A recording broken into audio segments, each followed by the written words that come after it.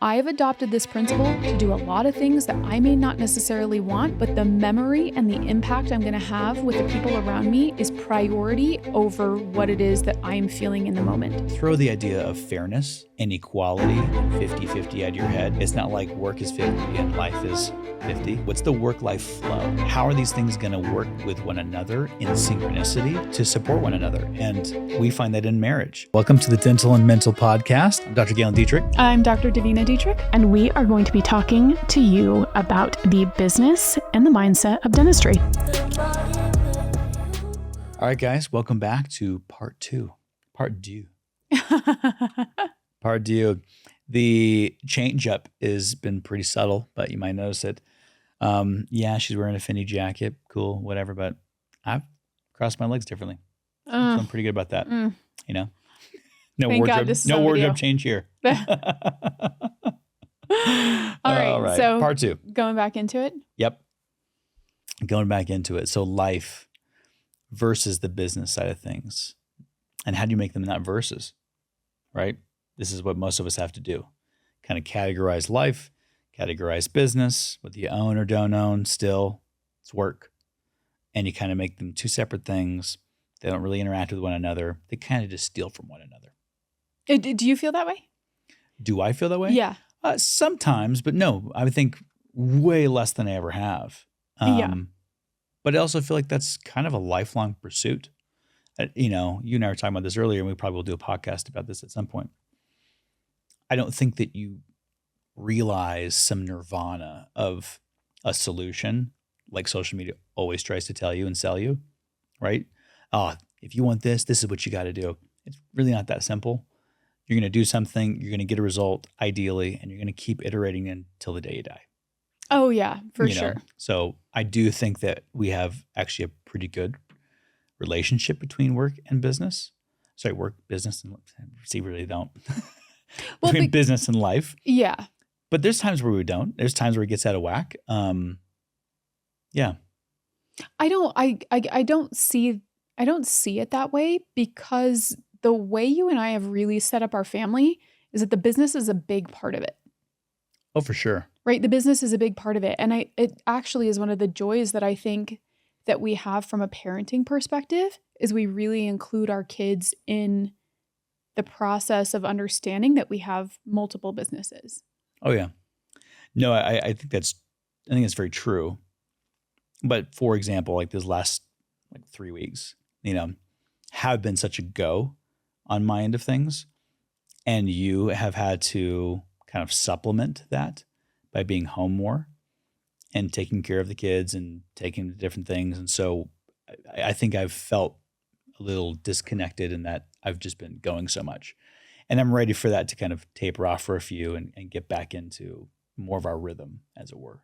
That makes sense, right? Yeah. So it's out of rhythm, but it's not bad if that makes, it's not like, oh my gosh, I've got to change my business. This is like not working for me. That's what I think is really healthy, as I'm very happy with the way business is going. Like the flow of it. The flow of it. Yes. And it's almost like it's growing so much in so many places that now it's just a new level.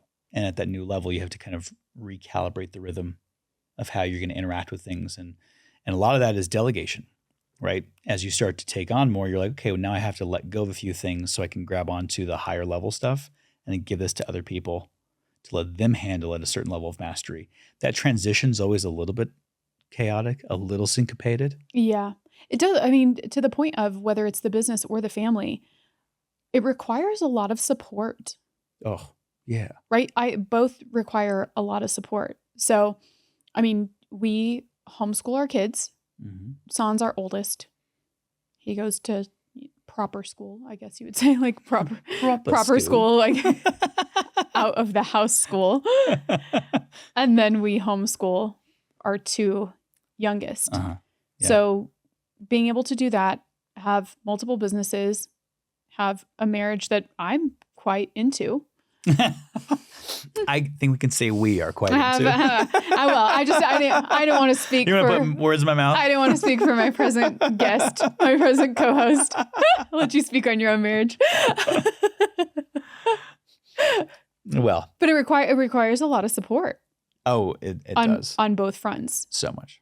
So, and I safe to say this too, from my perspective coaching, I know that my clients require a lot of support too to make everything function. I also know that our friends who do similar things also require a lot of support.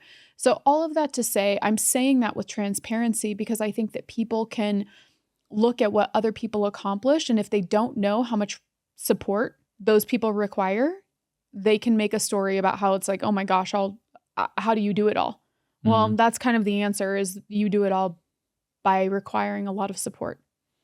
That's actually really, I'm gonna say this. I don't think it's a stretch at all. I actually think that's largely the role of Thrive with our docs. It's support, it's guidance, it's permission.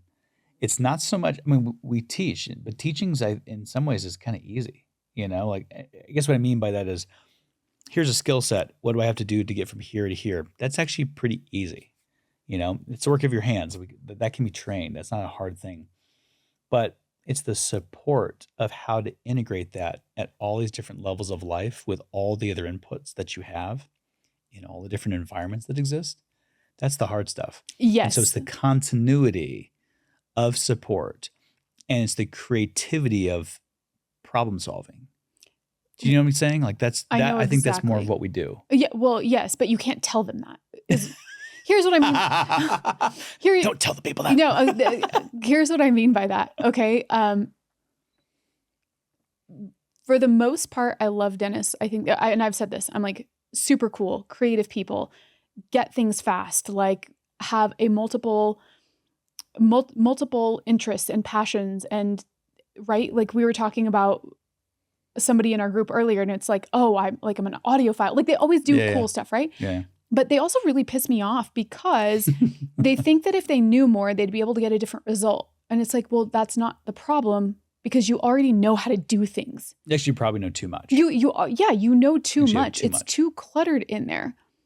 And with some of them, you're like, well, let me show you a different way to do this. Like, no, I'll just keep on going at it. I'm like, okay, well, when you're done with that and you call me in 7 years, then we have to do all of this. You could have been 7 years ahead, but I'll talk to you in 7 years. Right. So sometimes I can get very frustrated because they don't think they need support. What they think they need is it's the opposite. I need to know more. No, you don't. You need a different level of support to get to the next level. Well, no, I'm a DIY. I can figure it out. Okay, well, then you just keep on doing that. I am no stranger to support. I will hire it all day, every day, because I want a different result. I am willing to pay for it. I am willing to see a different perspective. Well, it doesn't even have to be a different result. It can be more of a particular result that you want. That too, the depth in a result I'm already getting, right? That's a great point. Yeah, and just before we skip past that, I think that it's really interesting what we're talking about, because this is what you see in nature.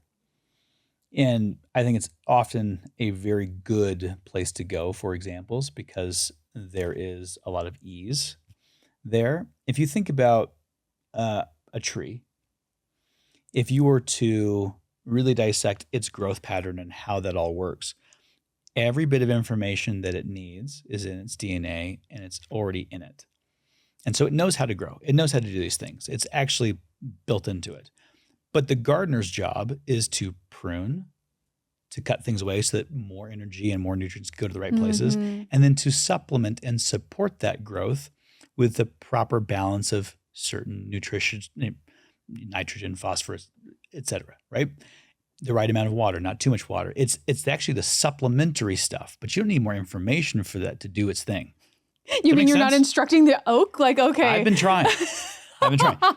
Some hairy little tomato plant. A little bit more oak tree. I need more salsa. I need you to get going. We might gain a couple more inches. Right. But I think that's you can draw that parallel from so many areas of life. And it's not to say that when you go and you want to learn a new technique, like when you're fresh out of school or you've been practicing for a few years and you keep hitting the same roadblock. Right.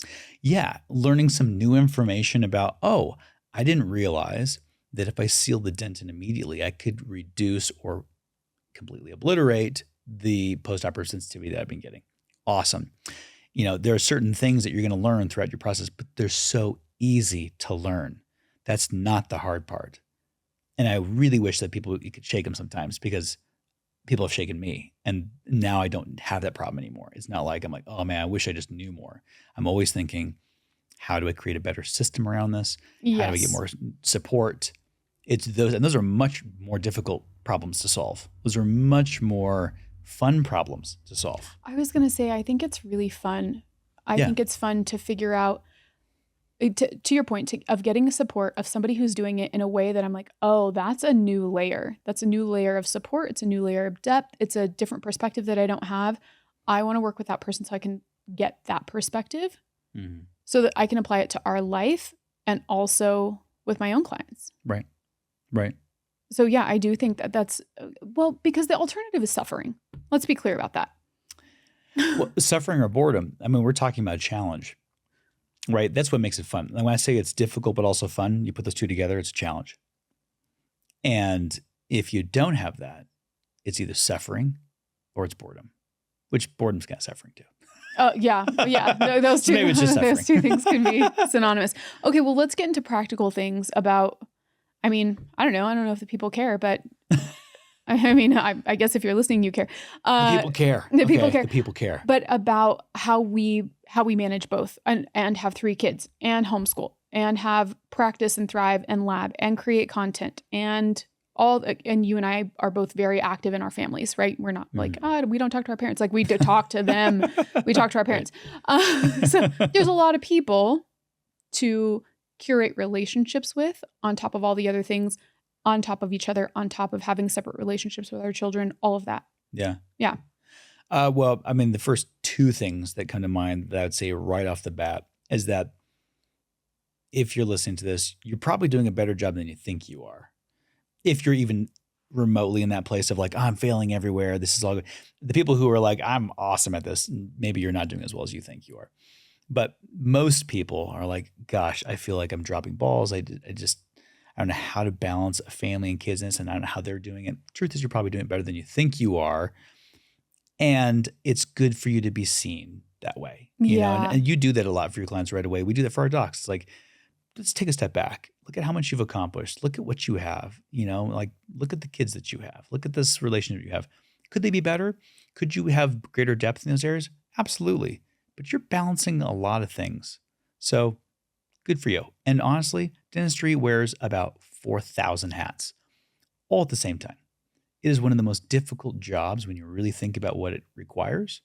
And so I would say that first.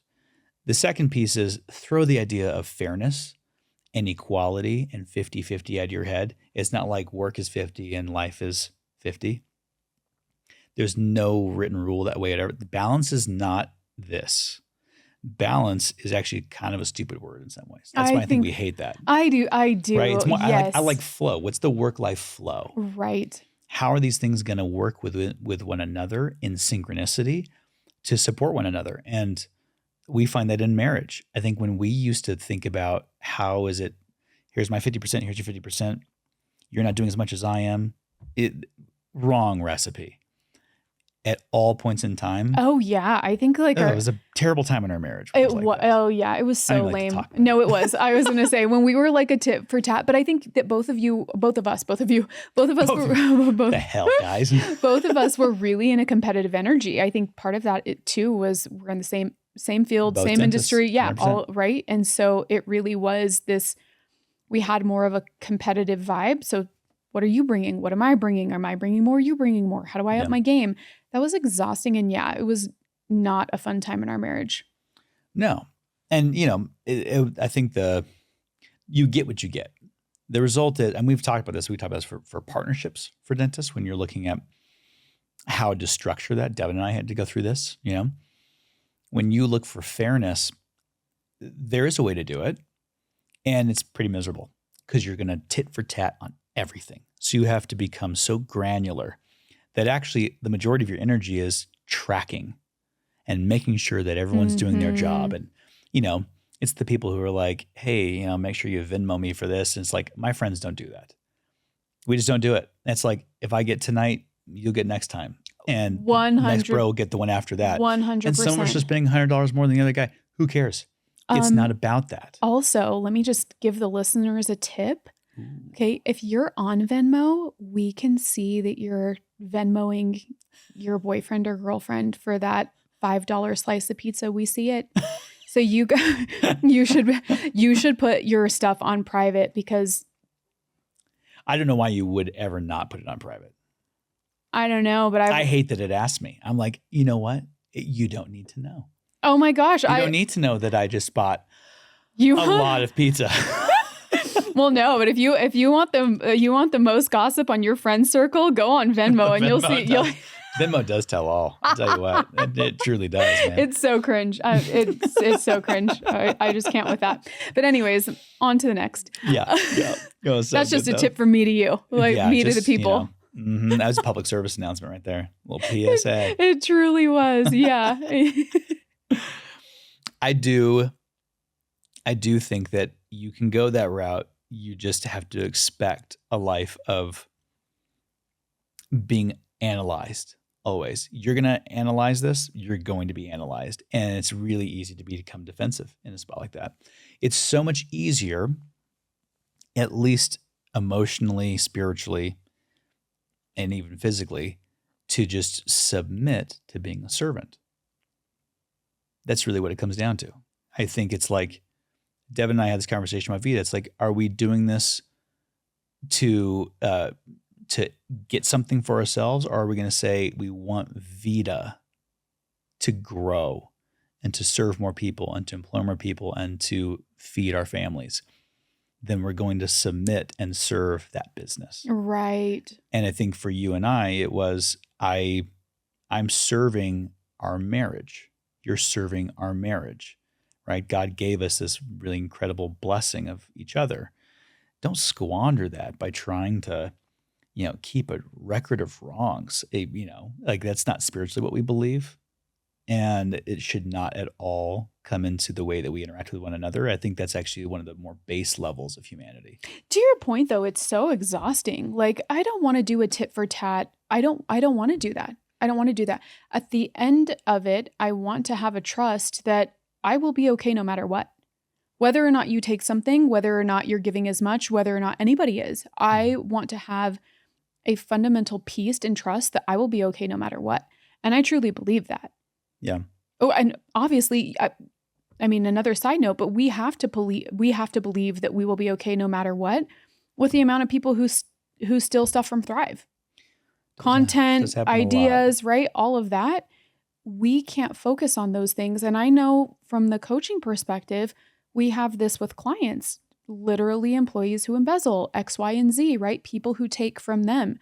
And the best use of that energy is to keep on creating. 100%. Keep moving forward. Keep moving forward. Keep on creating. Doesn't mean that's not painful. I mean, I think it's there. Yeah, that's a separate topic, is the, the emotion that comes with that. But and even, so even something as basic, perhaps, it's not basic, but no, it's like, it's common as the age old, one person's working super long hours, the other one's taking care of the kids. And they might both work. They might have one that's working and one that's not, but it's really easy to start to feel a little bit better, right? I'm doing this. And what typically happens, unless you're with somebody who's just a lazy POS, you're probably not understanding all that person's giving because it's not your role, right? And there's just a fundamental law to all this, which is just walking a day in the shoes of somebody else. Like we'll tell this to our team sometimes, like there's times where we take advantage of our team, I think in terms of what we expect of them. And because we're a high functioning office, lots of production, lots of movement, lots of moving parts. And we have these very high expectations and high bars for them, and they're still human beings. Mm-hmm.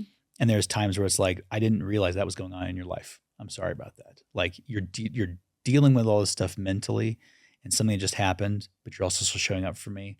And maybe something didn't go the way I wanted it to, but can I still be a human? Yeah, you really should. There's the other side of that too, where, we treat our team very, very well. And we pay them for a fourth day when they work 3. Find another office like that, right? there's some times where you maybe don't have that experience of going somewhere you're distant, right? I could go back in time, and early in our relationship, we'd have these like fights. And I think one of the things that would always kind of wake me up is like, I've got so good. When I want to go back to my high school girlfriend, like, what are we doing here? Like, what are we talking about? But you need that perspective shift. And sometimes it's hard when you're so distant from that. Wouldn't you agree? Like entitlement breeds in distance. Oh, yeah. I think that's really true. Yeah, we do. We become entitled to, well, I shouldn't have to do X, Y, or Z. And I think when we really remove that type of thinking from our mindset, everything becomes easier. 100%. Right? You're not entitled to anything. There's also the looking back versus looking forward, which is part of a big part of the problem, don't you think? It's like, that's the idea of being copied and saying, I'm going to keep looking forward. I'm going to keep creating. That's a much better place to look versus stopping and, halting all that you're doing just to try to deal with this problem. You just lost all that momentum. Same thing in a relationship. It's when it's like, this really bothered me, but you don't talk about it. You just keep festering on it, you keep thinking about it versus get the problem out in the open, talk about it, maybe get a different perspective, heal from that, move forward. Like, take care of the thing. We carry so much with us, so much emotional pain and guilt and shame, and we're not processing it and moving forward. That's the thing.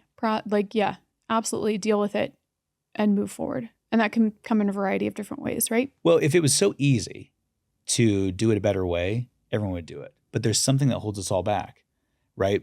Tit for tat isn't a fun way to go about things, but you're getting something out of it. Yeah. All of us. So what is that? So we talked about it in the first podcast. Is I really think that you and I were running into a need to be right and a need to not be wrong, and we were going head to head in that. So it was like this is the right way to do it. I am doing more. I am right. I mean, you and I, we've been in coaching relationships together and independently for a decade now. Yeah. And I remember we had a relationship coach at the time because we were really working through some of this stuff. Yeah. And I remember calling her and being like 10 out of 10 mad about whatever it was. I was 10 out of 10. Yeah. I was like 10 out of 10 mad about whatever it was. And I called 11 out of 10. It was actually. Oh yeah. It was at that point. It was a 10 point. It was through the roof. And I remember calling her and I was like, I need to see this another way. And I literally can't. I cannot see this a different way. I can't talk myself out of it. I can't see it from your perspective. I wish I knew what it was. I don't remember what it was, but I'm like, I can't see it from your perspective. He truly does not have anything that is valid here. I am 100% right. And I need you to help me see this a different way.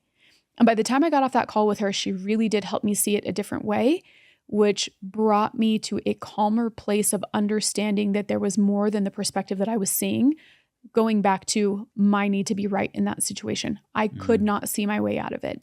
And so starting to train myself to see different perspectives, starting to train myself to not live off of this constant, but I am right about this thing, was truly transformative, I think, in our relationship. So that's really when it started. But now that I am so far removed from that place, I still remember feeling that way of there couldn't possibly be another way to view this problem. Like I remember telling her, I don't care what you're going to say. There is no other way to see it other than the way I'm seeing it. Right. Right.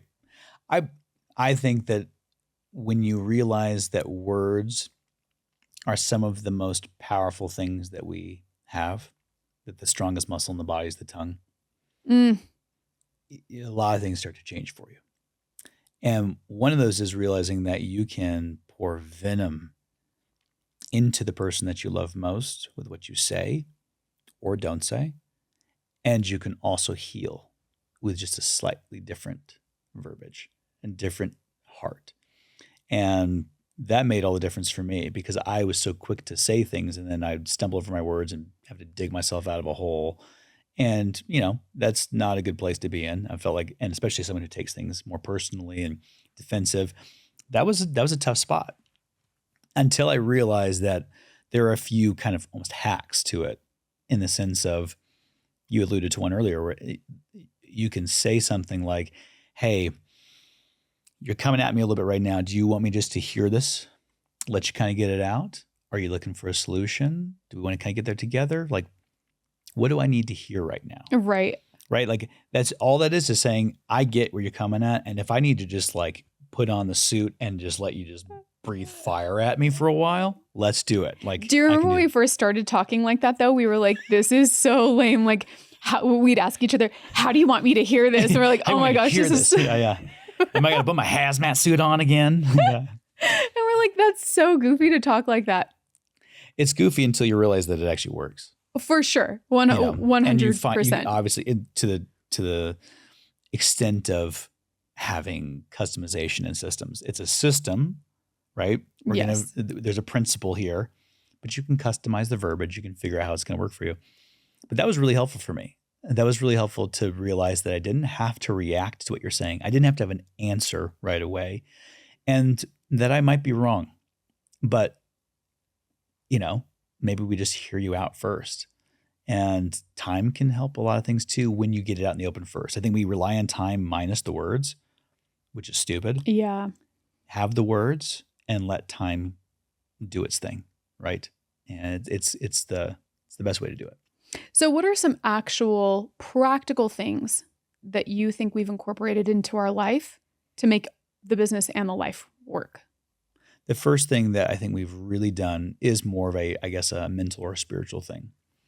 And that is to, it sounds so basic, put the other person first. Really. And that goes against actually every grain of the way people are designed. Human beings put themselves first, right? Right. That is, I don't care who you are listening to this. I don't care how good you think you are selfish. We're all extremely selfish. And put us in the wrong situation and you'll choose yourself first. So you have to fight against that. And you'll fight against it your whole life. So I think every day it's really saying, how can I serve this person better? If you wake up and you tell yourself that, you can even put that on your screensaver of your phone. I think that's the mentality. And you're not going to adopt it day one, but you do that for 6 months to a year and you wake up every morning and you start with that. That does start to make its way in, burrows its way in. Right. That's the foundation. Mm-hmm. The second pearl is definitely having conversations sooner than later. Like that's something you taught me. I'm definitely more of a repress it. Oh, I'm like, it's on my mind. Let's talk about it in our time. Yeah, it'll be better later, No, it's on my mind. It's going to be on your mind. Just like that xylitol. Oh yeah, I told the people, I'm like, this is on my mind. It's going to be on your mind. Yep. It's one of the things that I do with my clients as well, because a lot of people are afraid of difficult conversations. And when they learn to have them, we can move so quick. But you feel so much better too. A lot of times that is where we gain the most energy, momentum, peace is from knocking out hard conversations. Not that the process is easy. I mean, it's a very simple thing to understand, but to practice it, it's tough. Truly, every good vibe and sense of progress is on the other side of a decision. And I think we carry so many indecisions with us. Like if you could visualize them. If they were rocks in a backpack. You would just see these bundles of boulders that we're carrying of things that hard conversation you won't have. A training that you won't set time aside for, grudges you're carrying, all this stuff, just massive amounts of baggage that you have not dealt with. And if you could visualize it, I think it would make you kind of cringe actually of how much you carry around. And it's just cutting those things loose or dealing with them or absorbing them. Like you have to make decisions about these things. Your life moves so much faster. Right. When you do that. And that's a big part of what you do actually with your clients is take an inventory of those things. Now let's start to make decisions one by one, priority list. And that's why they move. You move faster because you're not held back by all this shit, right? Right. So yeah, I think having conversations very quickly. And then probably the third one is learning that you don't have to A, fix something or B, hear it defensively. At least for me. You probably had a different understanding, but for me, it was those two things. I don't have to do this. I can actually just hear something. It's the neutral ears and then process that in context. But instead, what we do is we make assumptions and don't talk about something. So that just breeds and gets worse. Or we hear something and immediately make it about ourselves because we're selfish and we don't have a servant's heart, right? Yeah. So I think those are the things that I've learned. Ask me the question again. I'm going to give it my version of Yeah, this. I wanted you to do your version Yeah. so I can hear it a new way. What are the I hate the word hacks, but like what are the principles or hacks that you've learned that have helped you improve your relationship with me and even really your relationship with yourself? Like how are we off better now because of things that you've learned and adopted? Oh, okay. Yeah. So I think the first one is that I really have made it a practice to choose my emotions.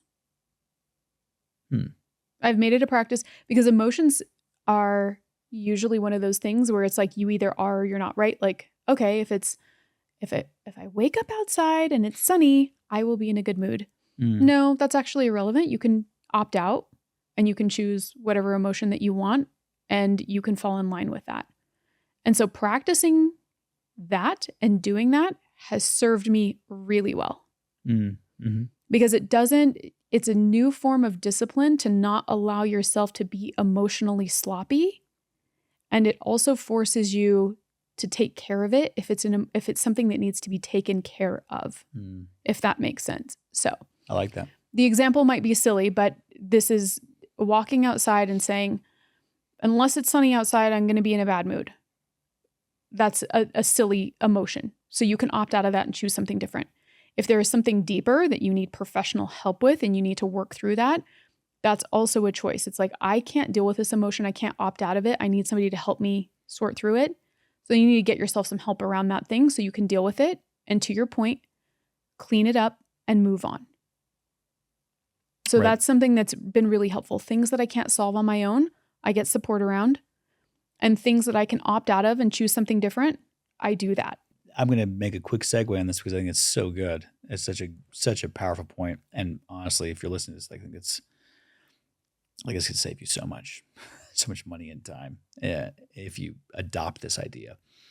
It's the concept of our society is so hell-bent on having an identity, right? We use words and terms and things to define who we are. Like we have to label ourselves for everything. Right. And as a result, I don't think what we're realizing we're doing, we're pigeonholing ourselves into this tiny little box. We're actually caging ourselves. And we were talking to our son the other day, and he has done so well this semester. He's been working so hard. Yeah. And crushing it and seeing a whole nother side of him in terms of his grades. Grades and physically. He's been, Oh my gosh, changed his diet, totally like everything. Person, yeah. Right. But prior to that, he really would, and he still has vestiges of this. Again, these are works of a lifetime. But he was telling himself, I'm not a good test taker. And he had reasons for this. And people who were telling him like, well, you're just gonna need more time. Like this is how it is. And he was getting labeled for you're a bad test taker. And it starts to become part of a person's psyche. Mm-hmm.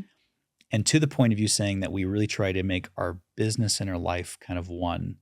All the business principles, coaching principles, the ways that we practice, all that, we try to say, how do we feed that to our kids so that they can learn from our mistakes? Yes. And that was one of the things that we were telling him. It's like, it's not that you are a bad test taker, right? It's not that you are a liar, that you lied or that you took a bad test. Now, how do we improve that? How do we fix that? How do you shift and change your emotion around that? And it's a choice. And then you could put in the work to make that a different outcome. Yeah. Right? And I think it's so powerful what you're saying. And given the right example, think of that example for yourself, whoever's listening. Like that's what you have to do. And say, where am I just going along with a label that I've placed on myself that is completely not serving you? Yes. Or the people that you love. Exactly. So to that point, so that's one. And then this, I think, is a good follow-up, is that I pre-decide pretty much on everything. So I pre-decide. Yeah, explain that. Yeah. So I pre-decide how I'm going to be in situations. I've already made that decision and then it's just the follow through. Okay. So if we're using a personal example and it's like, okay, I'm spending time with people I don't particularly enjoy or a situation I don't particularly enjoy. Okay, let's say we're going for a hike. In case your favorite, right? Let's say that because I've done this around this. Okay, so Galen is born into a hiking family. They love the outdoors. They love hiking. They love all things nature. When you're homeschooled and you don't know who 50 Cent is, you go into nature. Okay, so That's what we do. I am the complete opposite. Actually, for the next podcast, I'm going to go put on my New York jacket because I like a concrete jungle. I don't want nature. We're very opposite. I don't want, and that's the thing I love about New York. New York has confined all the nature to one park.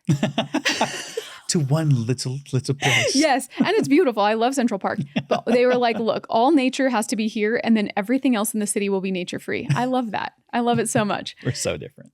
So anyways, I hate hiking. And for your sister, Tam's birthday, who I absolutely love and adore, she wanted to go for a hike. Yes, she did.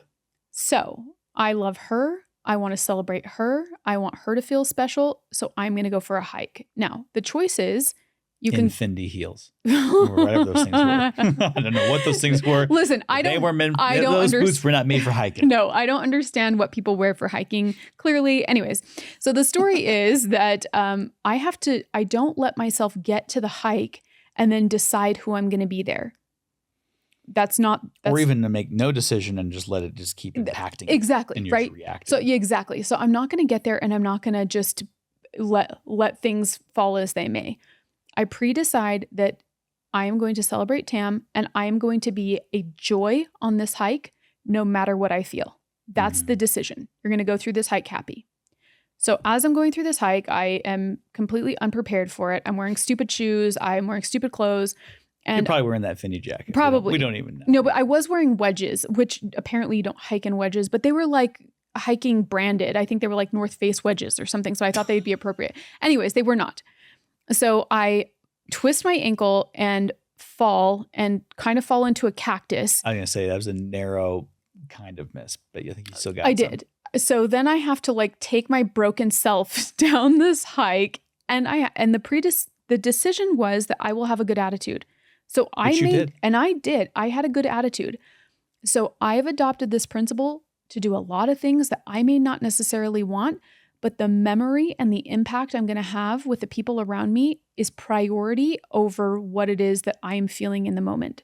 So if I know I have something coming up, if I know I need to pre-decide that I need to be powerful, that I need to be strong, that I need to hold a boundary, that I need to have a hard conversation, then I need to show up joyful, playful, interesting, creative, I pre-decide who I will be before I get to the thing. And the decision is the decision. Right. Right. I love that because that pertains to so many different areas of life. You and I have talked about this even with like people who pass away, right? Where obviously you don't get that chance all the time, but there are places and times where you can sense that it's coming, right? So it's making a pre-decision and it might even be years off, but you kind of know like this is where it's going. And so you have the time now to A, decide how you want to celebrate that life, B, how you want to maximize the time that's left, and C, who you're going to be afterwards. Yes. And I had to do that for my grandma, right? And I loved my grandma. And I knew that time was coming. It was her third bout with cancer. And we had learned this principle. And I had made that decision. I was like, I will grieve as much as I can, in a confined space, knowing that that's like when she's passed, I'll have lived as best as I could with her prior. And I'm sure I'll feel sad and I get to grieve in that moment, but I know that life now continues to go on versus some people where it's like, it seems like it just catches them from, out of the blue, even though you've known it's coming. And then it really impacts them and holds them back from living, which then impacts all the other people around them. It's this very deleterious type of relationship with yourself and others versus maximize. Yes. Right? By pre-decision. And like I said, you don't always get that choice, but in some ways you kind of do because you can choose every day. Like to your point, like, hey, we have our kids are here today. They're healthy. You're here. Like, I'm going to be grateful for those things. I don't know when the last day is. And so you and I have talked about that. We talk about Thrive Life. We think about death a lot from the perspective of how to cherish life. Yeah, I do. I like to think about death a lot. And I think I don't know if I've talked about it on a podcast, but in dental school, I would make it a habit to walk around cemeteries. Yeah. Because I had no perspective. It's like, oh my gosh, if A&P, practical didn't go well, I was emotionally ruined. My life is over. They're going to kick me out. They're going to drag me out in front of all my classmates. I'm never going to be a dentist. That the mental chatter would just go absolutely crazy. So I'd take myself and walk a cemetery and you'd be like, okay, you're not dead. Get back up and get to work, right? That's why I watch some of those videos. Like that's why I do. Because it's like, it makes me feel so grateful for what I do. It's a reality check for me. Yeah. It is. It's a reality check and it makes me realize what other people go through. And I get to pray for them. Yeah. Because I know that has to be hard. Absolutely.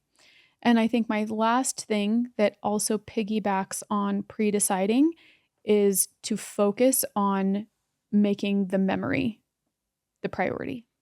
Okay.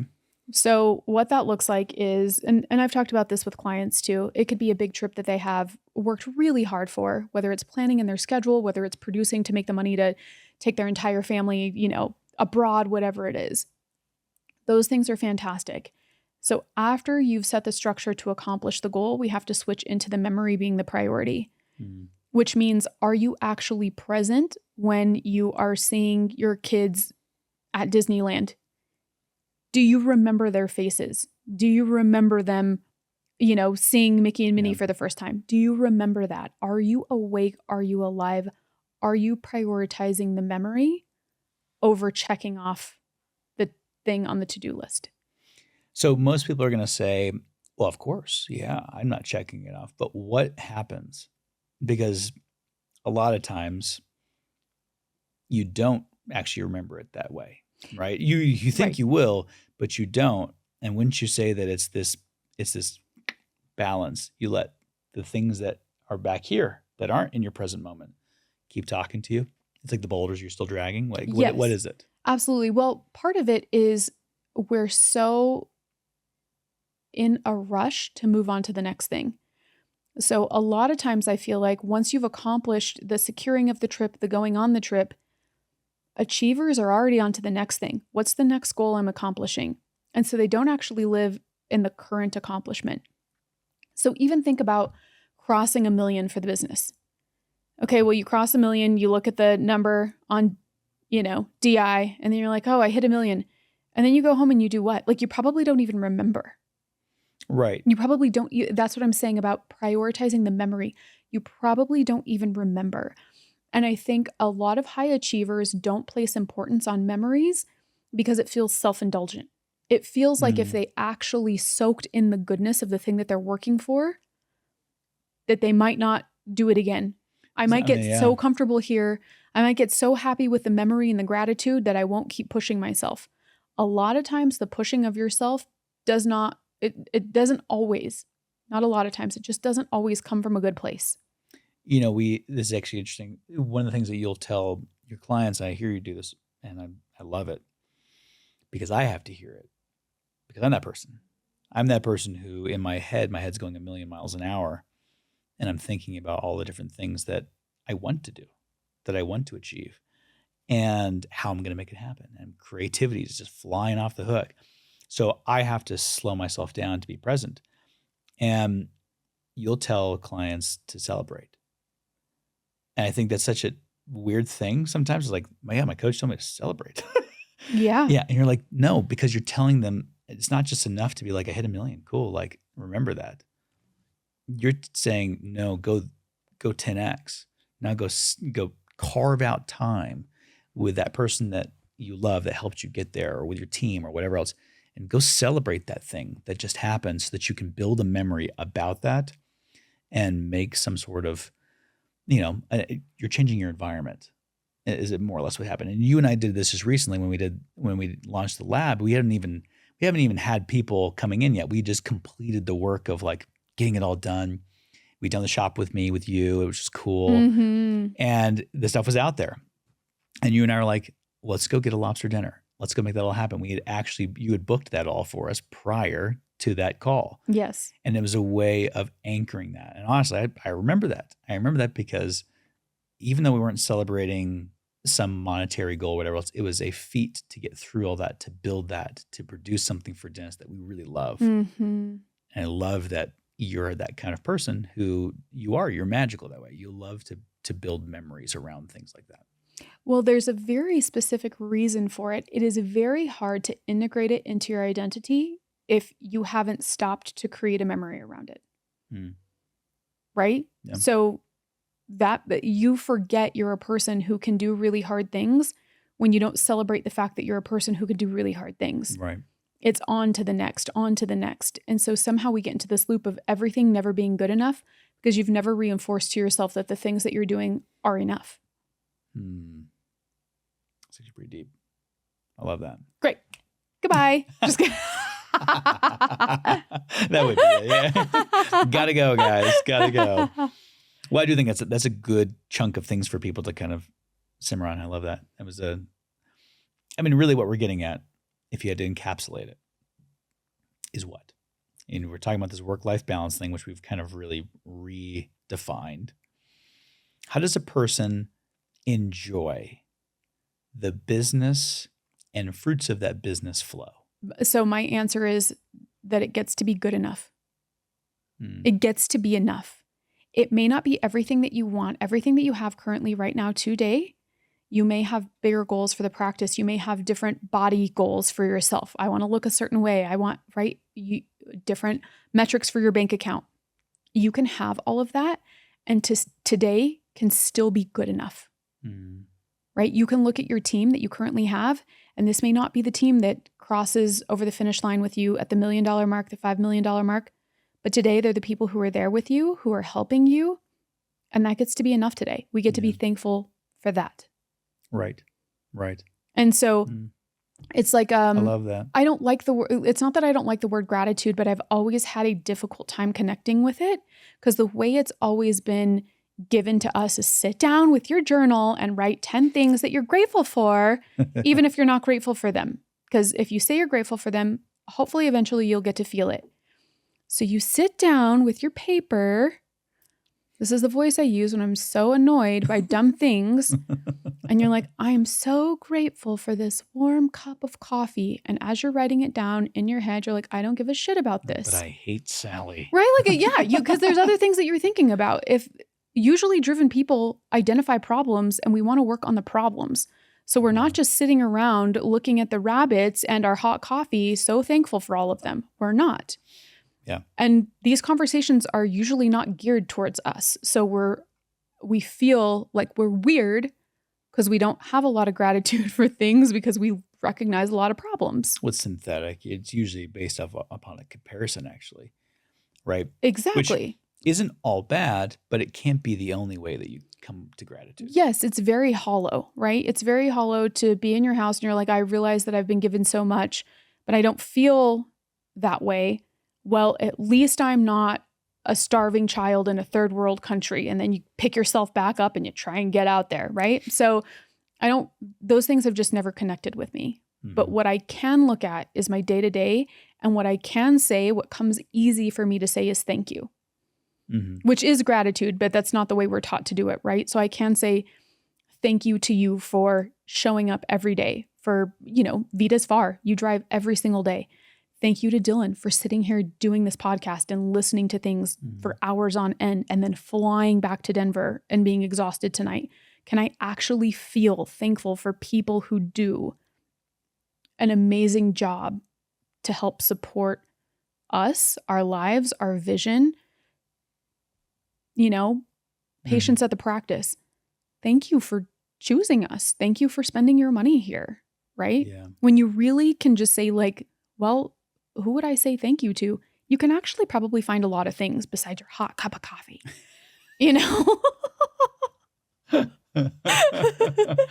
That warm sourdough that you made. I'm thankful for that. That's delicious. Right. No, I'm with you. And I think it's actually a really beautiful thing to think about, that it is enough. And especially in a world that sells you just one more thing, right? It's not even like you have to have all of this. It's just you need one more thing. Yeah. So let's get. All right. Well, bye guys. Wait, move on. Gotta go. All right. Talk soon. Thank you for listening and/or watching the Dental and Mental podcast. If you enjoyed this episode or any others for that matter, feel free to tap that subscribe button on YouTube, Apple, Amazon, as well as Spotify. While you're there, why not leave us a review up to 5 stars? And if you're on YouTube, go ahead and leave us a comment. Let us know what topic you want us to discuss next. If you like what you heard today and you want to be involved in the Thrive world from coaching to courses or just to connect with us, go to thethrivedentist.com.